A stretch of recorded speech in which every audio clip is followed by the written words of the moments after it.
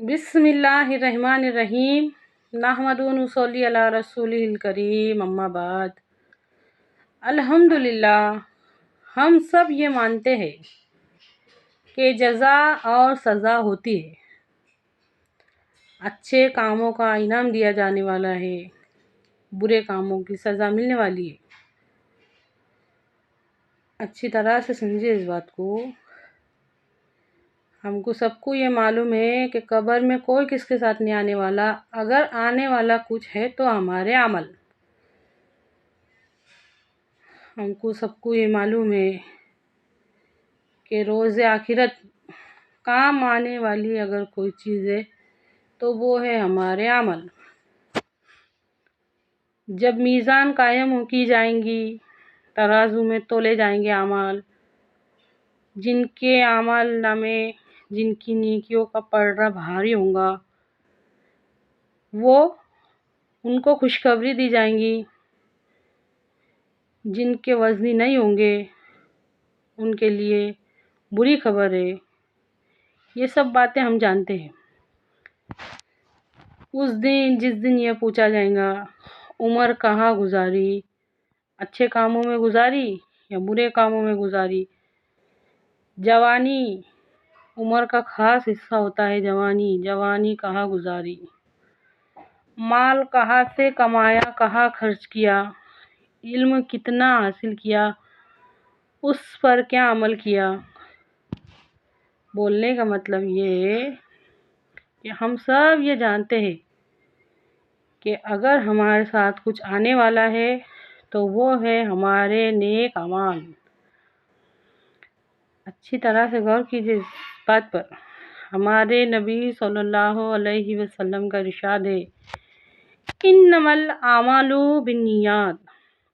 सारे के सारे अमालों का जो दारोमदार है वो नीयतों पर है।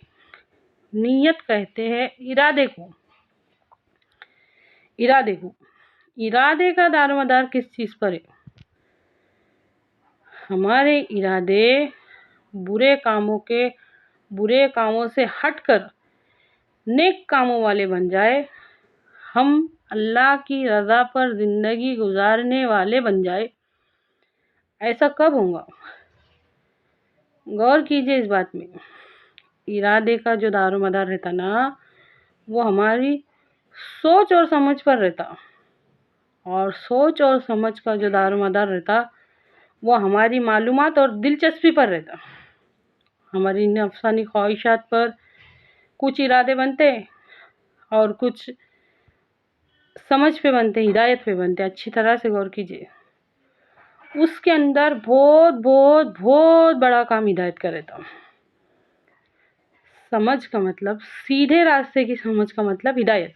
हिदायत का मतलब सीधे रास्ते की समझ, सीधे रास्ते की समझ का मतलब हिदायत। अच्छी तरह से गौर कीजिए इस बात। वो चीज़ जो कल हमारी नजात का ज़रिया बनने वाली है, वो चीज़ जो कल हमारी आग से खुलासी का ज़रिया बनने वाली है, वो चीज़ जो हमको कब्र में, हशर में सब जगह काम आने वाली है, वो चीज़ जो पुल सिरात पर से आसानी से गुजारने वाली है। अच्छी तरह से गौर कीजिए इस बात में। पुल सिरात पर से आसानी से गुजरने का ज़रिया बनने वाली है। इल्म और हिदायत और अमल, ये सब एक दूसरे से अटैच होते हैं।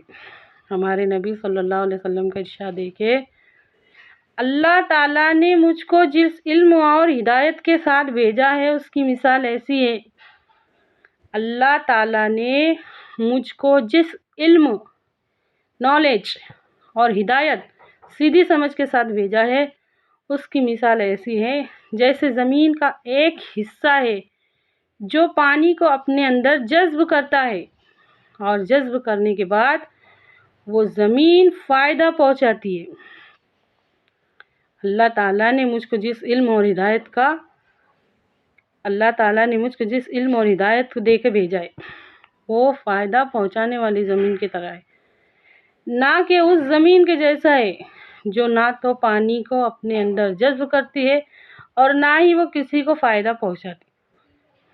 तो ये इल्म, ہدایت، یہ سب اکٹھے ہو کے مضبوط بن کے بنتا ارادہ۔ کائے کا ارادہ؟ نیک اعمال کرنے کا ارادہ۔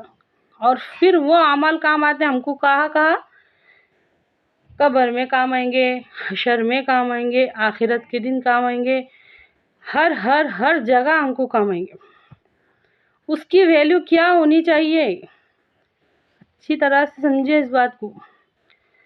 سب مان کے بھی نہیں ماننے والے آج ہم، ہر چیز مان کے بھی انجانے۔ کیوں؟